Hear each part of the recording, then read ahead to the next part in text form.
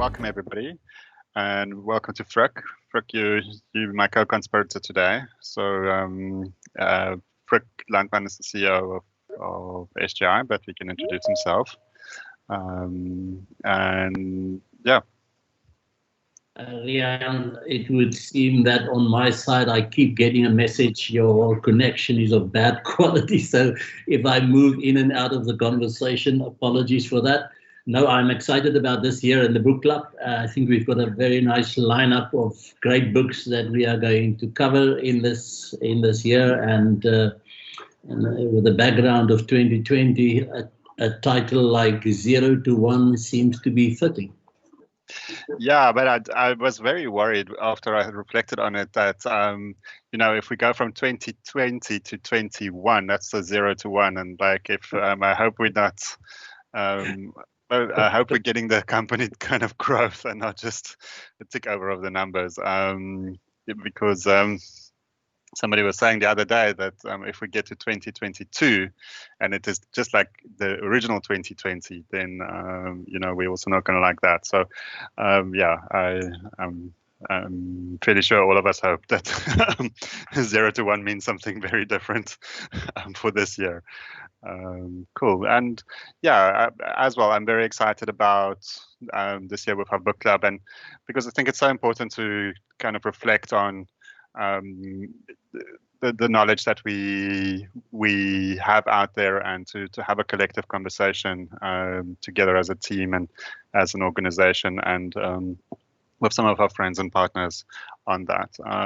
So in terms of format, we'll be presenting. If you've got any questions, you can ask those in the meeting chat, or put up your hand if you want to. And it really is, we're going to take a whistle-stop tour through the book, and also just inject some thinking and ideas. And the reason why we do this is really to promote scholarship and to get a sense of making sure that we are moving things forward. Okay, so kind of without further ado, I'm going to jump straight into it. Okay, let me just see if I can change the slides. Okay, so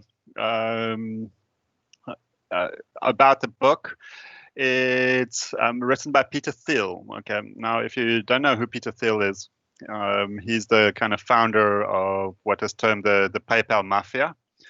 And some of the other famous members of the PayPal mafia includes Elon Musk, which recently became the richest person on earth, I think.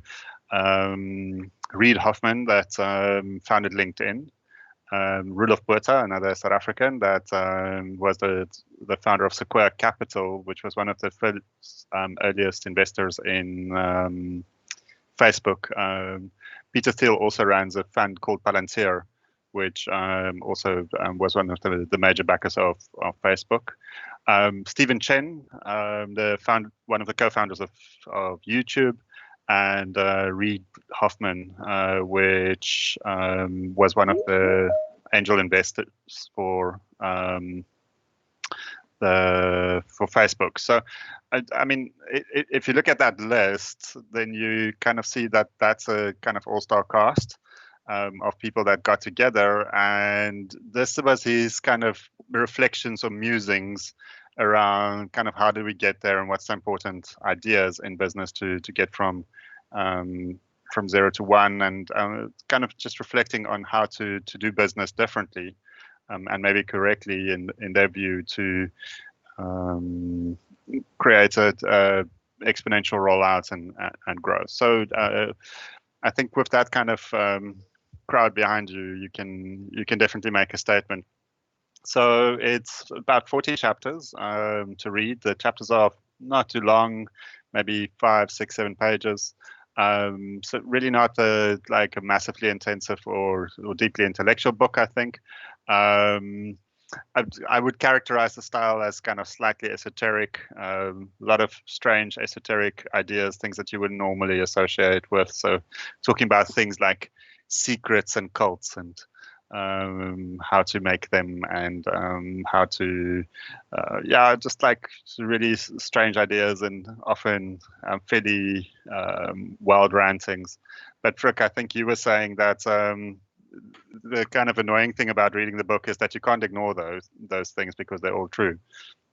You can't, and he has a very rich repository of references going to Marx and Shakespeare and Mark Twain and Hegel and the process. So it's quite an interesting read, and a number of challenging chapters in this space if you come from business. Absolutely. Yeah, and it's also something which I think if you read it the first time, you might just miss some of the ideas, and when you go back to it, you sit there and say, hang on, that's what he meant. Yeah, so there is kind of layers to the whole thing. Obviously, it's available as an ebook, Audible, and print. I think it's a relatively quick read. I think it's something that you can browse through in a day or two and just get a better sense of what's going on there. Okay, so really not, it's not an academic tome. It's kind of an airport book, but there's some very serious ideas in there. I think that is worth studying. What I also found is that some of the ideas are kind of a little bit disconnected in the sense that you have to assemble them for yourself. So they obviously make a ton of sense in Peter Thiel's mind, but Peter Thiel is kind of and he intersperses the kind of thoughts with pages worth of stuff, which if you put it together, it starts to make a hell of a lot of sense. So you're kind of almost looking for the abbreviated version and the to-do list that's coming out of it, and then you get some poetry and a side story or two, which I think was maybe the job of his shadow writer in this. Okay, cool. So that's about the book. So there's about 5 big ideas, which I think we'll talk through kind of one by one. The first is that the title of the book, from moving from 0 to 1. So Peter gives us a view to say that when you're creating something, you must realize that you're kind of starting from 0, and 0 has the infinite possibility attached to it, and your objective is to get to 1, and that journey is often the hardest part of the journey. So if one reflects to get to the first spaceship that's Elon Musk had to build, was a far harder journey than the 20 that he since or 30 that he since launched. Okay, and so creating is a different process than growing, and creating is the kind of idea to move from 0 to 1, and growing is the idea to move from 1 to n. And he calls the creating kind of technology, and the growing globalization. Okay, so just as a quick reflection to say that moving from 1 to n, your objective must be to globalize. Okay, because there's no other ways. Either your product is perfectly relevant or it shouldn't exist. So he's kind of a harsh critic in terms of that, and he says that really the process to move from 0 to 1 is one of focus and of making sure that we are really taking on something that's worthwhile taking on, because you're going to spend a lot of time on it. Okay, and I think as well, reflecting on that in terms of business, it's always the toughest thing to get the first one sold, and then the logic goes that after the first one, the rest is just doing more of what you did first. And I think that is true to a large extent, but we have to get to that first one, and I think that is the lesson there. He then moves on to saying how not to survive. Okay, and also kind of accusing management schools and how we are trained as a kind of very counterintuitive thing, because we are taught to move into incremental advances. To be lean and flexible, we must improve on what the competitors are doing, and we must be focused on our product, not necessarily on our sales. And he says that's all crap. Okay, that and makes a case for each one of those things not being the way to do it. So he contrasts that with a view on how to grow. So we need to be bold versus pursuing triviality, and incremental advances, according to him, is triviality. So very interesting kind of and hard perspective. then it's and Frick, you always said that it's better to have a good plan now than a perfect plan later. He even says that a bad plan is better than no plan. Okay. Cool. And his view is that if you're going to focus yourself on the competition costs money, and competition doesn't necessarily make better products. So if your job is just to be better than your competitors, you're kind of missing the point. And he has some very definite thoughts on how we can look at products very differently to compete very differently. So yeah, it's kind of a big philosophy behind competition that basically says it's not worth it. It's not worth to even disrupt others. Rather create something better and something fundamental. And I think some of the examples there, he kind of asks, so, if Steve Jobs just decided to make a better Nokia, would we end up where we are today with what iPhones and iPads can do? And that if that was his approach to just be better and incrementally better, we might not have done those type of things. And then a big point in the book, and something that I took out from it as a very powerful statement, is to say sales matter as much as product. Okay, it's you can have the best product in the world, but if you can't sell it, then that is, and we'll talk a little bit more about that as we're going on.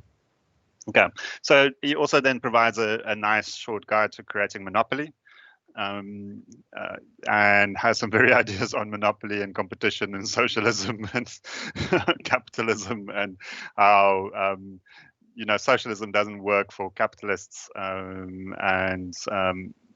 yeah, we must all basically want to be monopolies, and if we're not, we're kind of missing the point. But it's important not to seem like you're a monopoly. Yes, Frick, tell me.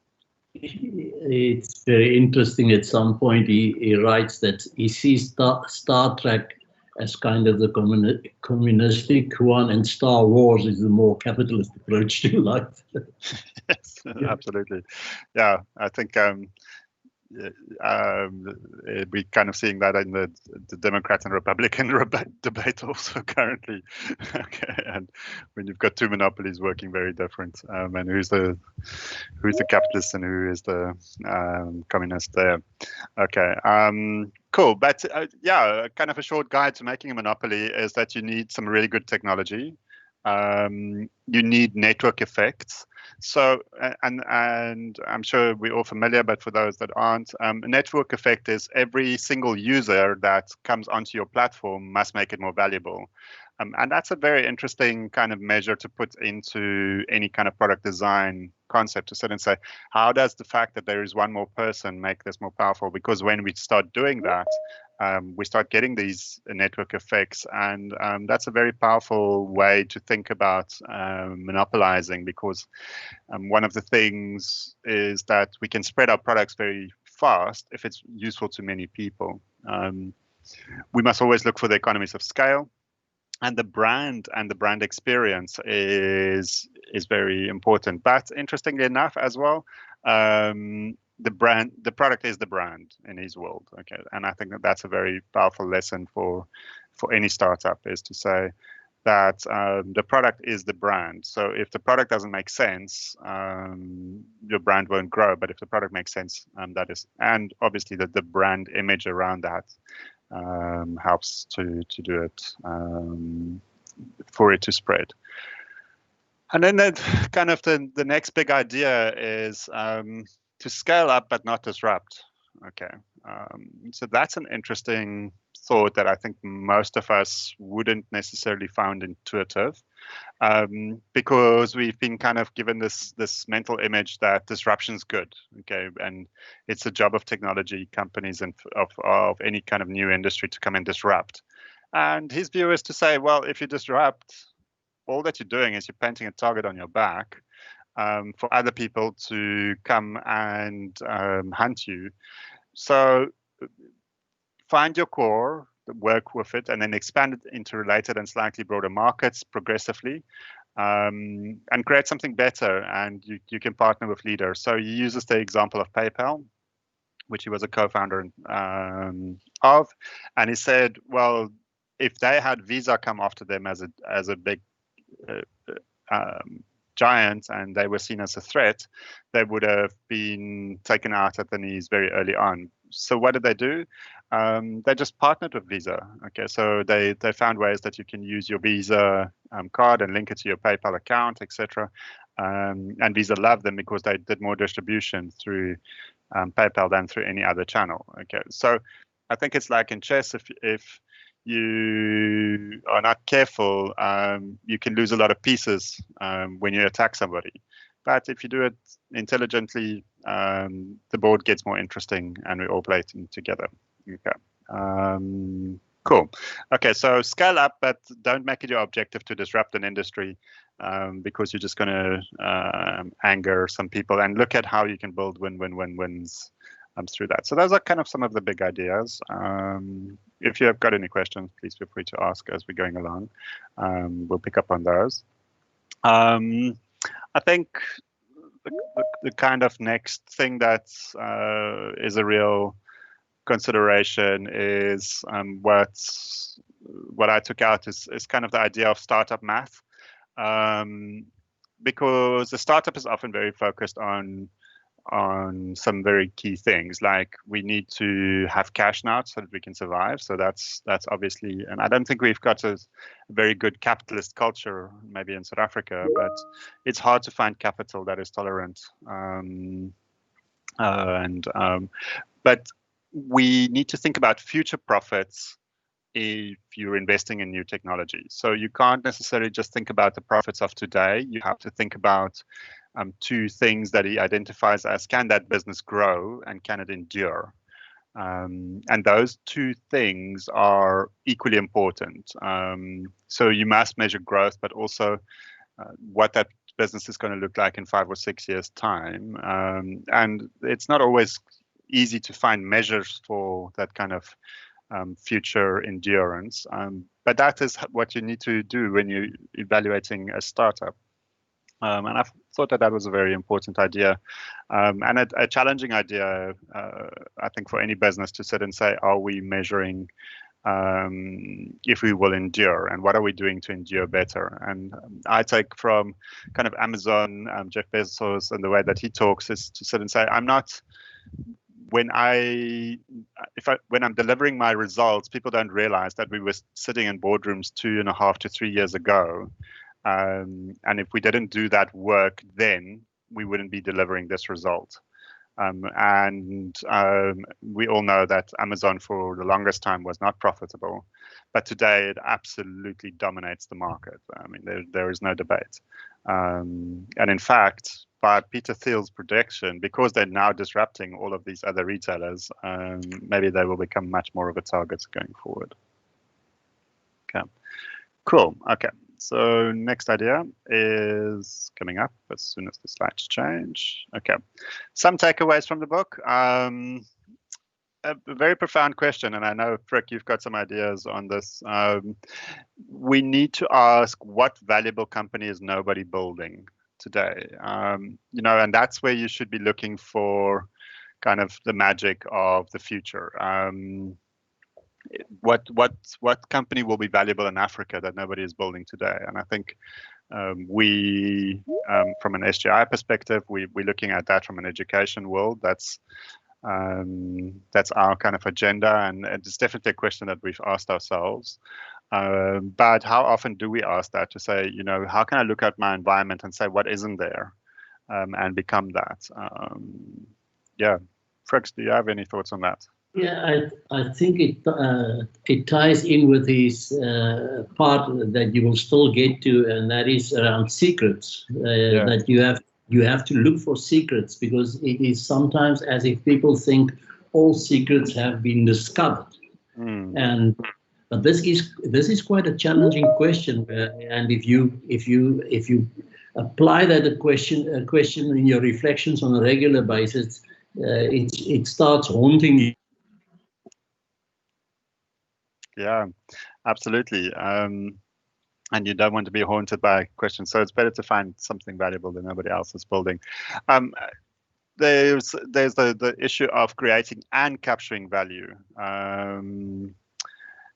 Because I think often we kind of just thinking about creating value for other people, but if you don't capture the value, that is a big element, and there's quite a bit in the book on that. Peter talks about don't build an undifferentiated commodity business. Don't get into the place where you're just selling what everybody else is selling, okay, or just reselling other people's stuff. And yeah, so innovation-driven entrepreneurship has been proven to be the primary job creation element in the world. But we have to ask, how do we create something that's differentiated? And he gives some very interesting examples on that. So definitely worthwhile delving into that. We often reflect on the first mover advantage, and he says, well, in the technology world, the best thing is to be the last mover, because you can destroy everything else that everybody else has done. And the person that brings something new can take the whole market. And I think that's the type of thing that a company like Nokia learned very, very badly, because they got the whole world to adopt cell phones, but they couldn't sustain that. And the last mover in that game moved the furthest. And yeah, so definitely a challenging notion. I think the next point is he kind of insists that you shouldn't just let this future happen to you. You should design that future and let that happen. We're not on Earth long enough to wait for things to unfold around us as we wish to. We must design that future, put in place the elements, and put our effort and work really hard towards that. He has this whole chapter on different types of optimism. Yeah, so it's like a hard read, because he's like, are you pessimistic, and what type of pessimist are you, what type of optimist are you, like, and that's a very important thing that he spends a disproportionate amount of time in the book trying to get you to work out for yourself. And I thought that was trying to create an alternative personality framework. Yes, exactly. Yeah, so But what I liked about that is the notion of design that must return to the table, and where he sees the true entrepreneur also as the designer. And I couldn't help thinking about Steve Jobs in that case. Absolutely. Yeah, and I mean, so on the design side and on the optimism side, I think he basically just forces us to kind of rethink old ideas, and that optimism is really a powerful tool, and that you're not going to really succeed as a pessimist. But he's very systematic about working out how to be a good pessimist if you decide to be one. Cool. So as we said, slightly esoteric book, and he goes on about exponential growth, and I think he was like an early proponent of what we potentially today call exponential organizations, but he doesn't develop the idea very deeply in the book, but he alludes to that, to sit and say, adding one on a regular basis can make a big difference if you're adding the right thing. And I think we've seen that in many of the companies that have kind of been born out of that PayPal mafia. I think in terms of our audience, if they are interested in to know more about that exponential growth and exponential organization, that the book written by Salim Ismail, that could satisfy the need for the detail of that. And it just takes that particular idea to a much deeper level. Absolutely, and I'm sure we'll visit that book very soon as well in this forum. Cool. I like some of the things that he calls kind of big lies, and some of the things that we put out there. the idea that firms are similar and that you can compare firms. And he basically just categorically states that they're different. So just firms are different. Think of them differently. Just because they look the same from the outside doesn't mean that you can compare them. And I thought that that's a very powerful thing, that we often kind of fall into that mental trap of just looking at two companies, but why aren't they doing what they're doing? It's because they're very different. So just understand those differences and be different as well. Yeah, I think one of what is the challenging idea there, that should you buy into that philosophy that companies are different, one should ask yourself that if you go and want to measure for whatever reason those two different companies, should you take in the same measurement instruments? If they are so different, how do you measure that difference inside?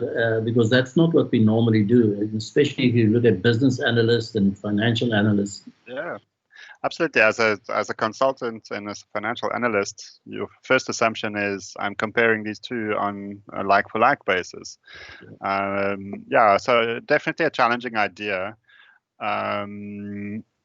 But I think that there's something in that. Yeah, and it links to the next one to say that people are roles, okay? And because we've all sat in boardrooms and tried to work out exactly who's going to fulfill what role, but actually at the end of the day, the people mean everything in tough times, and the skills and attitudes of the founder determine success. So don't think that those people are roles. Those people are fundamental to your success. So if you're just going to evaluate them as roles, you're going to fire Steve Jobs, and you're going to be pay him $400 million to come back, okay? And you're going to fire Elon Musk as the CEO of PayPal, because they had some personality clashes, and they didn't want to call it PayPal X.com, I think. Now X.com might make Elon Musk the first trillionaire on Earth. Anyway, so or ArcX, depending on what he calls it. Yeah, so people aren't roles. People are individuals, and they make an individual contribution. And I think the idea, and one of our colleagues that I saw is on this, which says that we must work with people's strengths, is a very powerful idea, because people aren't just roles or broad categories that need to come together. We need to find the value that each person brings.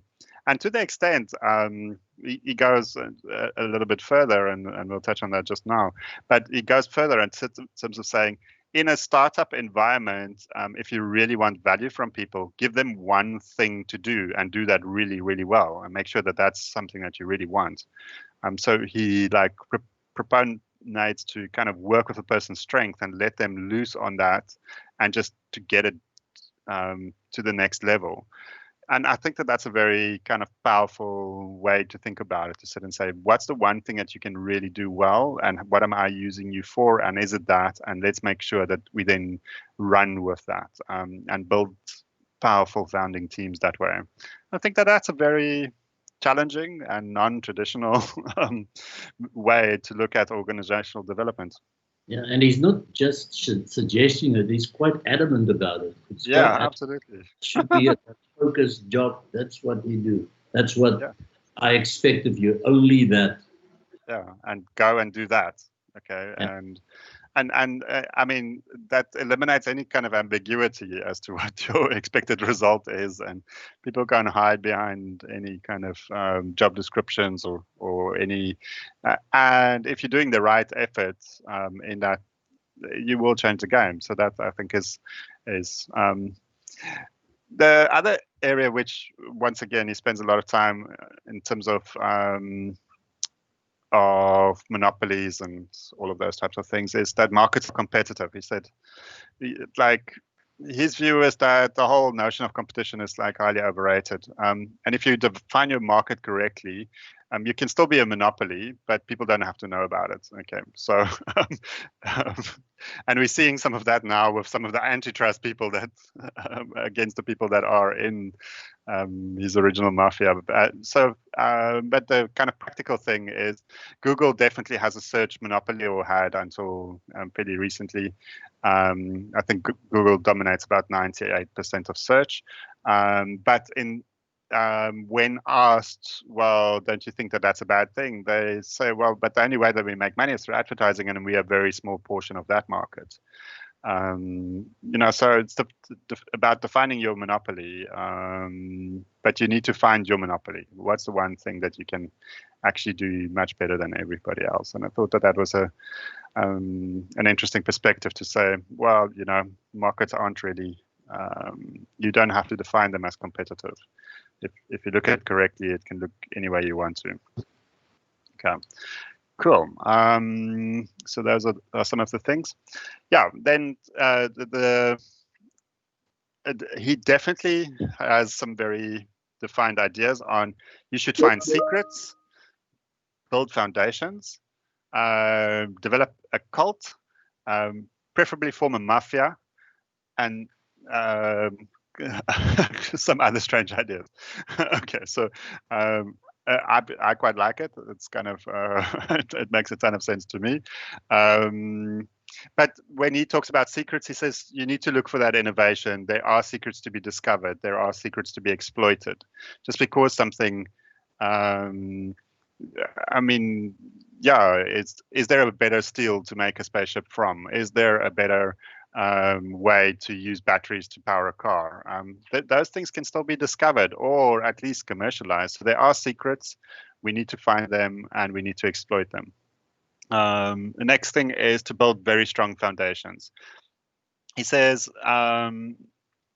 basically the idea of foundations is, and he has actually in the book, he got a couple of checklists almost of there's kind of 7 things that you have to make sure that there's a clear pathway to any kind of startup.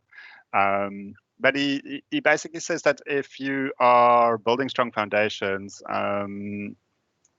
or if you don't have them, they're very hard to fix if they're broken.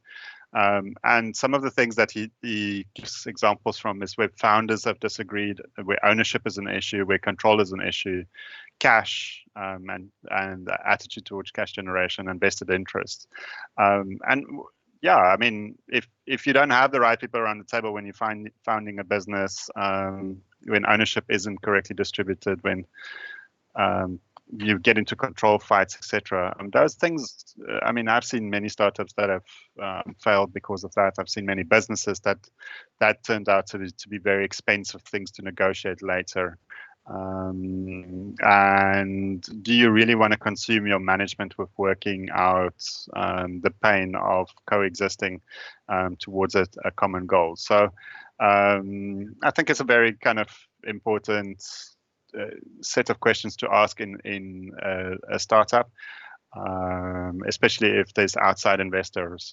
What does it actually mean, and what is the implications of that? So Rian, there is a question that we must say a bit more about his view of product versus marketing over product. But before you go there, just to respond to some of what you were saying here, I find that very refreshing in terms of startup and the mafia idea, which holds negative connotations, but that initial team being very tight. You also find that kind of phenomenon when people start a band. So when a band really performs on stage, I don't know if it's appropriate to use the example, but they say they are as tight as bums. They are really tight as a team, and that's kind of the impression I get what he wants to convey here in the startup with that initial team. But just say a bit more about the product and marketing view. Yeah, I think it's the next slide, and I'll get a little bit more into that. I will definitely touch on that. So I think I'll just finish up here and then we can move on to the next slide. But exactly like you said, build a mafia, get people to do one thing that they're really good at. I think we talked about that. And I like the idea of he compares and contrasts kind of consultants and cults as the two sides of a spectrum, which being a past consultant, I can fully identify with. um, Arguably having been part of one or two organizations that could be defined as cults. And he says it's much better to build a cult, that because that perpetuates itself. When people really believe in where they're working, they tend to kind of keep the good stuff and let the bad stuff go.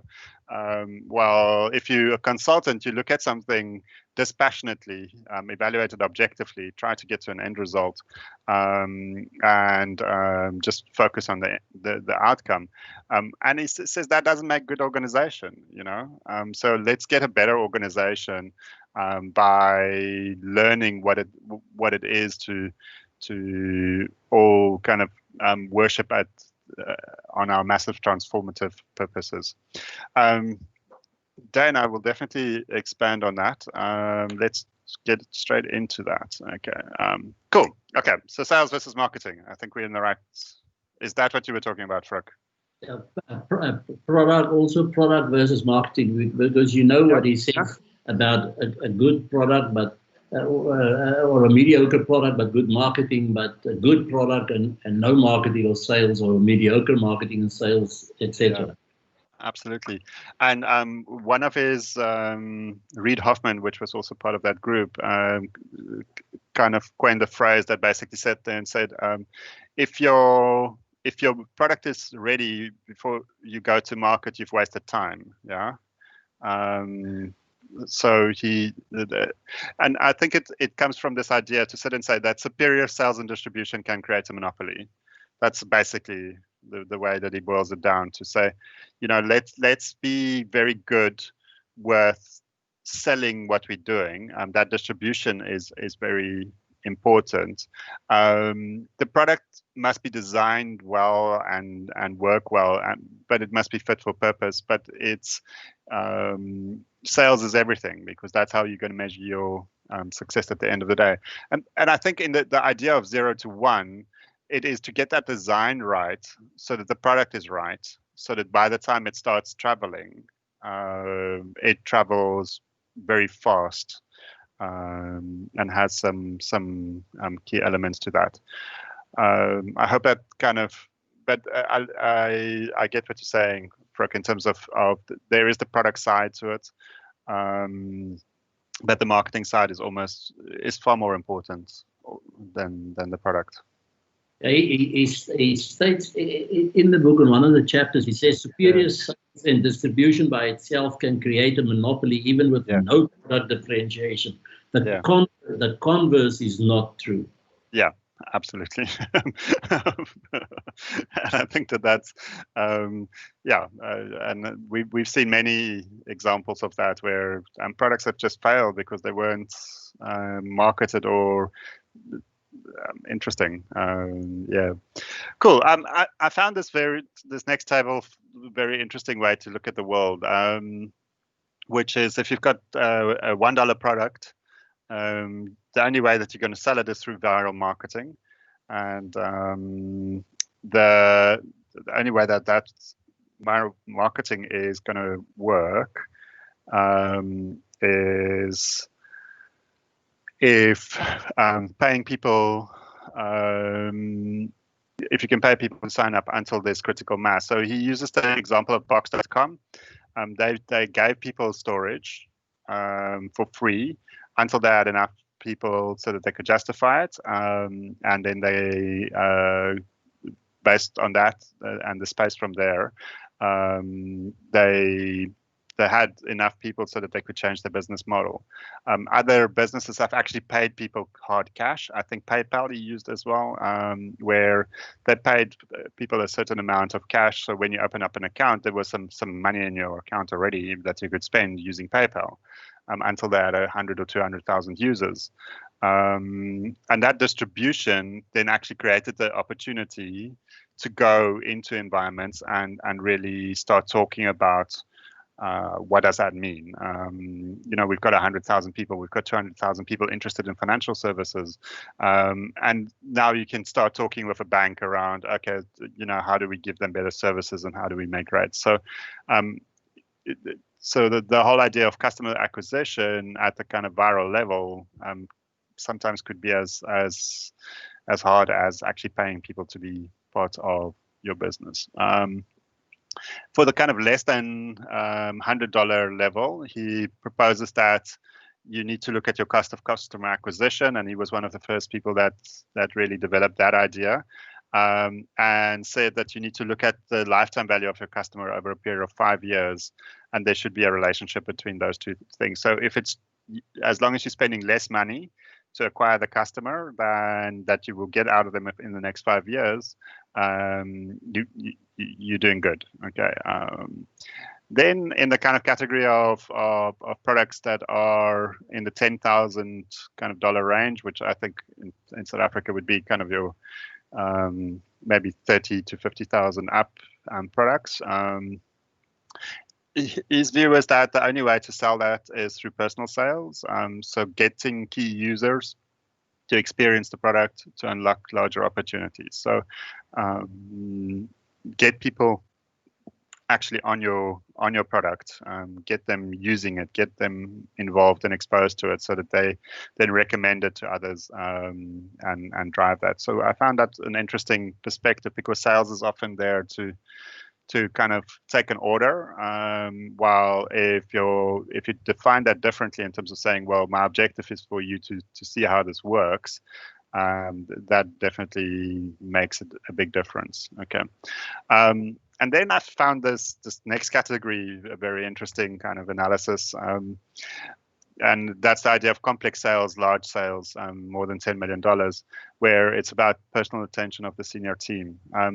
And he uses the example of Elon Musk, which had to go convince NASA to give him contracts to send things to the moon, okay, and launch spaceships, etc. He says it obviously had to work through a lot of bureaucracy and get a whole bunch of stuff in place before that started happening. But when it started happening, I mean, look at what it is today. So, but he says that kind of thinking, you can't assign it to a sales team. It's typically the CEO and decision makers that are doing those deals, and those deals, or having that as your business model, doesn't make sense if you're not growing 50 to 100% year on year, which I also thought was kind of a very interesting perspective. Okay, cool. We're almost there. Cool.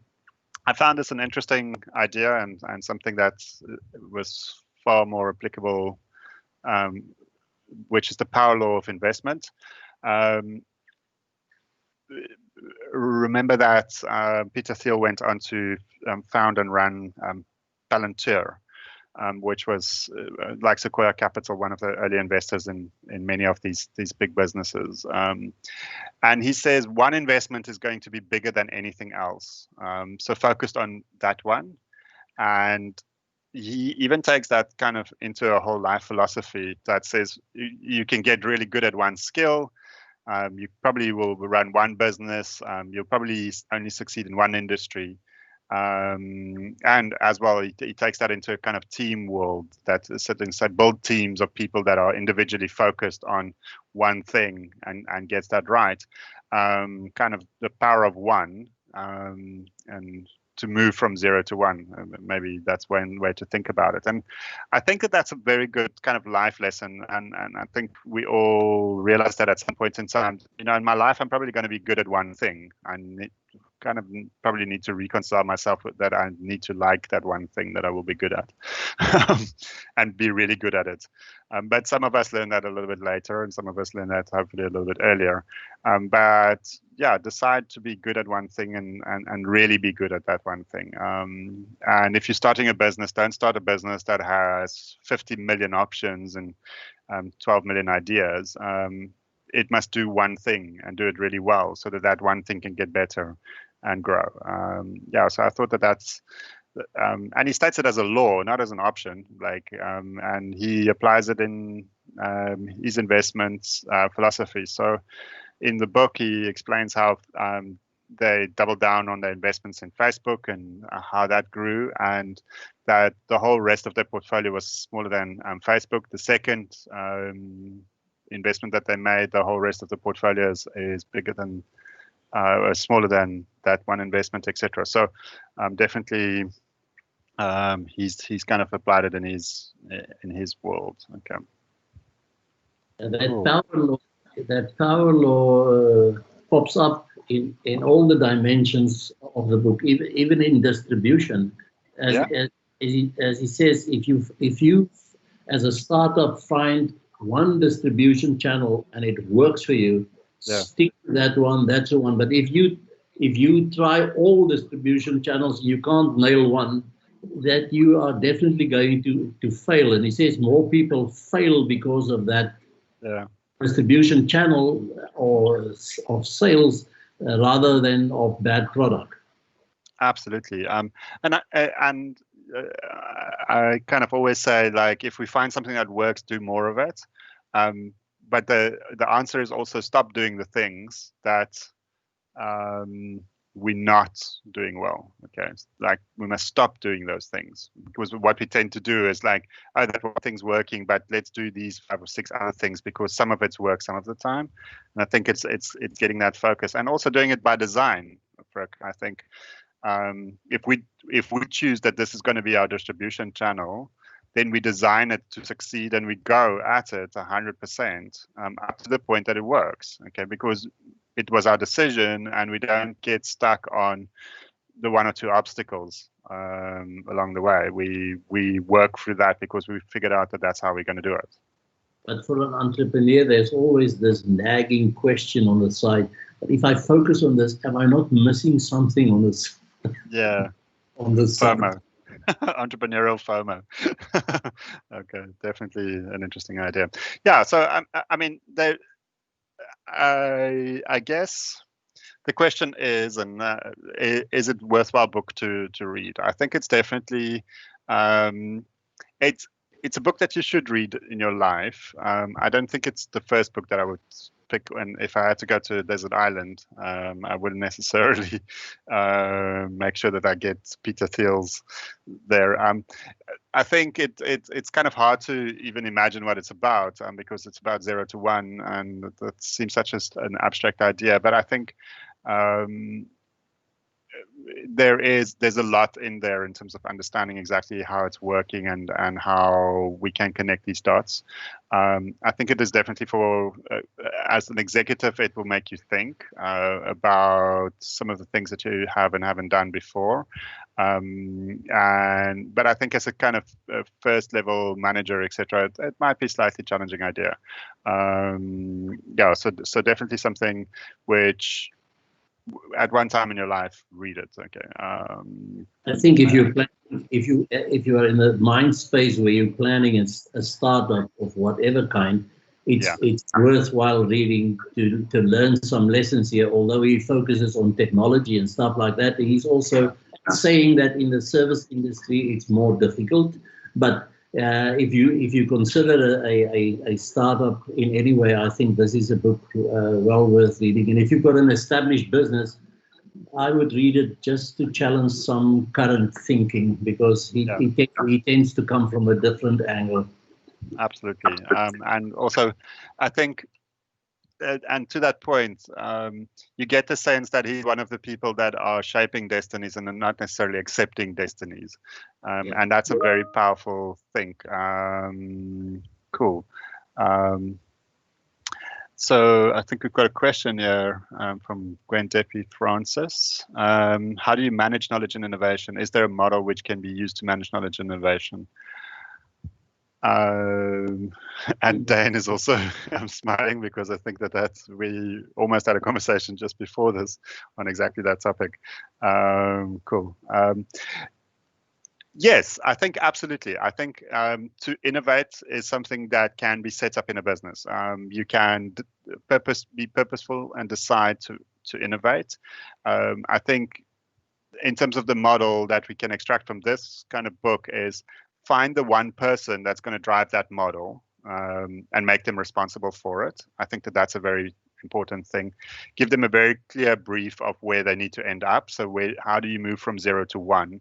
And then don't accept anything less than achieving the 1. So I think that there's something in there about focus. And then I think that there is quite a lot in terms of knowledge and innovation means nothing if you're just creating knowledge and innovation. It is about putting that to market in the best way possible and as fast as possible. So I think that there is a model for it. I don't think it's a mysterious model. There are people that have cracked this. I think I'm thinking of Bill Olette's Disciplined Entrepreneurship, Eric Ries, the Lean Startup. All of those types of thinkers have given us models by which to do this. Even the Exponential Organization is also a way to think of it. There's also the grow and scale kind of thinking. So yes, there are definitely ideas in terms of managing knowledge innovation, which kind of is one of the courses that we're doing. And the 0 to 1 is one of the topics within that. And that's why it's so interesting for us to connect around this. We're also talking about change in that, and how do you manage change, and also how do you manage knowledge, because that is a very real aspect of it. Also, something that we find is kind of lacking in this area is how do you create institutional creativity? How do we make people understand creativity? And ironically, the answer tends to be that we need to create boundaries in which to be creative. Creativity doesn't necessarily mean freedom. It is to really understand what is the constraints and coming up with solutions within those constraints. If you want to, say, fly a spaceship out of Earth, you need to overcome a certain force. You can work out how to do that better. And often creativity is misconstrued as we'll find a way to not need to do that. Okay, we need to find a way to do that better. Is often the real stimulus of creativity. And then also a course that I think is relevant to this space is our course on effective directorships, where we look at how do you effectively run organizations. I would even say we've got another course on Baron Matrix, and even our strengths course. Each of those are kind of drawing on elements of this. So if you're interested in this type of topic, please feel free to look at those type of courses that we're offering. Is there any more questions?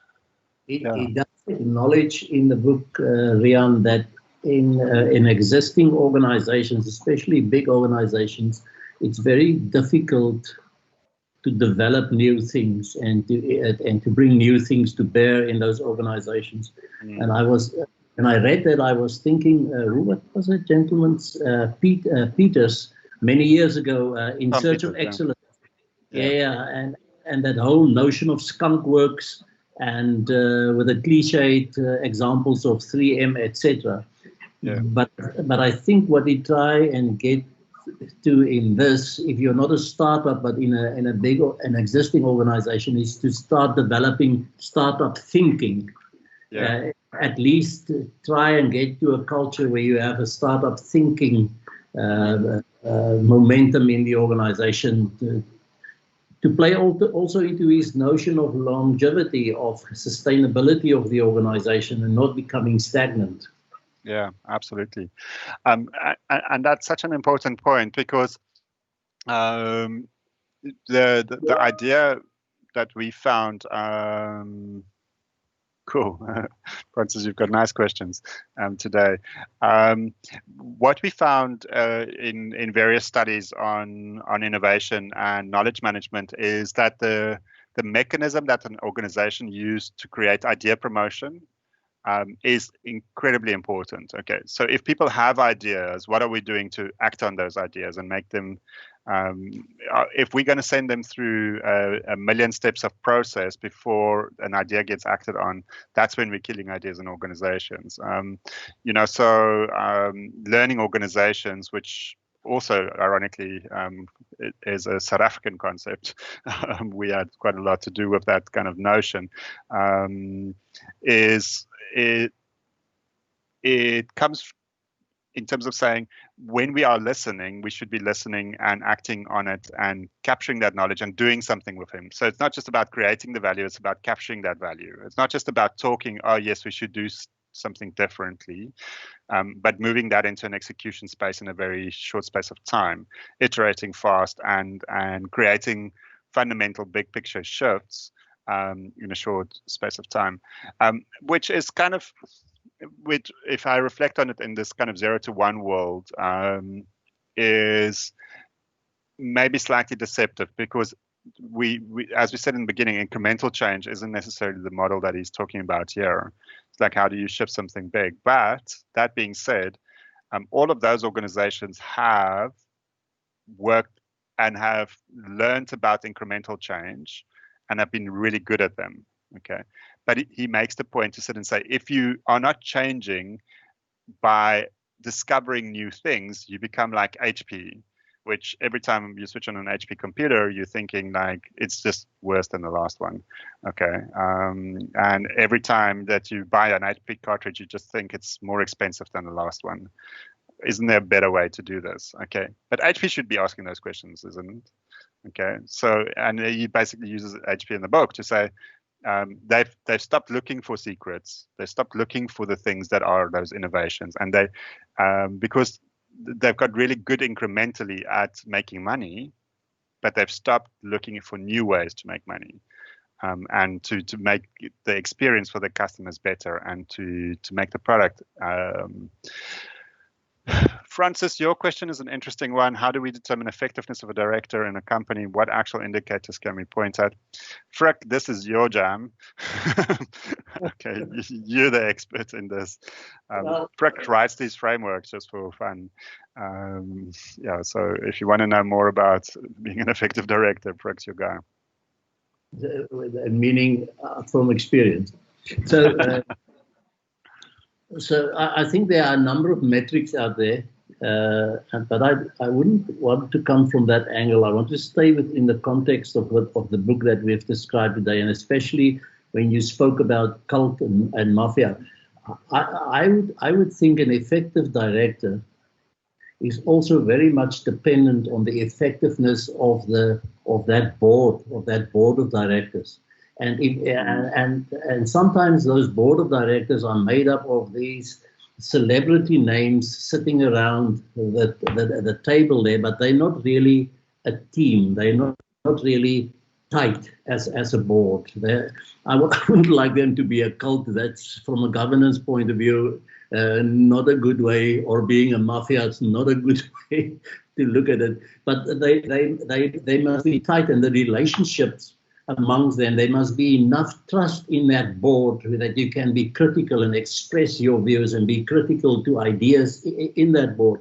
Because if that board is tight, and if the culture in that board allows that, then I would almost metaphorically want to say, when there's a rise in the quality tide of the board, it also lifts the different directorships in that board in terms of their effectiveness and learning. But I think it's more philosophical than Francis really wanted. But maybe we should leave that discussion for our directors' meetings in the next few weeks. Yeah, absolutely. Cool. Okay, so that's what we've got time for today. It was really delightful having everybody here. Thank you so much for sticking around. And if there's anything that we can help with, there will be a recording of this made available on our website, and we'll let everybody know on that. So thanks so much for having us today, and we've had fun with you. Cool. Thank you, Rian, for leading the conversation. I enjoyed it, and I'm looking forward to our next book. Cool. Excellent, Frix. Thanks for co-hosting. Much appreciated. Cool. Yes, everyone. Thank you, everybody.